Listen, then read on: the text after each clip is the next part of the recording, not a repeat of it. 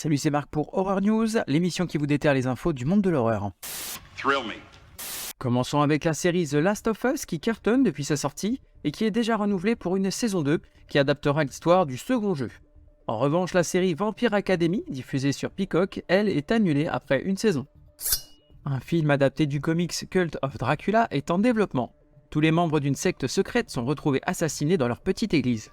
Avant le début du massacre, la journaliste d'investigation Mina Murray a emmené son équipe de tournage à l'intérieur pour découvrir ce qui fait vibrer la secte et quel lien elle a avec son propre passé trouble.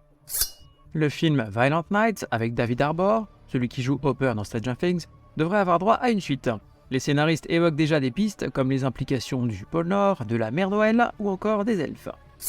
L'acteur Willem Dafoe vient rejoindre le casting du film Nosferatu avec Bill Skarsgård.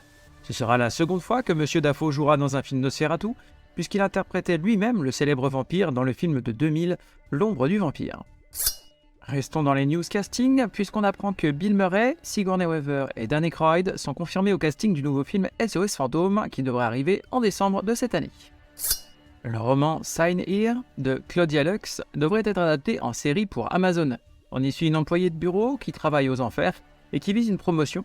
Tout ce qui lui manque, c'est la dernière âme de la famille Harrison. La comédie horrifique Arachnophobie de 1990 va avoir droit à son remake produit par James Wan. Décidément, on n'arrête plus en ce moment. On y suivait une espèce d'araignée tueuse d'Amérique du Sud qui arrivait sur le sol américain et qui commençait alors à décimer la population.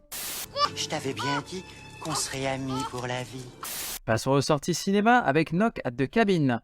Alors qu'ils passent leurs vacances dans un chalet isolé en pleine nature, une jeune fille et ses parents sont pris en otage par 4 étrangers armés qui exigent d'eux un choix impossible afin d'éviter l'imminence de l'apocalypse. Alors qu'ils n'ont pratiquement aucun moyen de communication avec le reste du monde, ils vont devoir seuls prendre et assumer leurs décisions. Sortie prévue le 1er février. Have you ever seen a vampire? Passons aux sorties VOD, DVD et Blu-ray avec Overlord en Blu-ray. À la veille du débarquement allié, une équipe de soldats américains est parachutée proche d'un petit village français et découvre que les nazis y mènent des expériences sombres. Sortie prévue le 1er février en version 4K Ultra HD. Baby Ruby au cinéma et en VOD. Suite à son accouchement, une influenceuse commence à se poser des questions. A-t-elle un problème? Son bébé est-il normal? Pourquoi toutes les mères de famille du voisinage veulent absolument devenir amies avec elle? Elle va alors s'enfoncer lentement dans les délires de son esprit. Sortie prévue le 3 février, date US. It's alive! Oh, it's alive! It's alive! It's alive! Passons aux plateformes de streaming avec la sortie de Viking Wolf sur Netflix.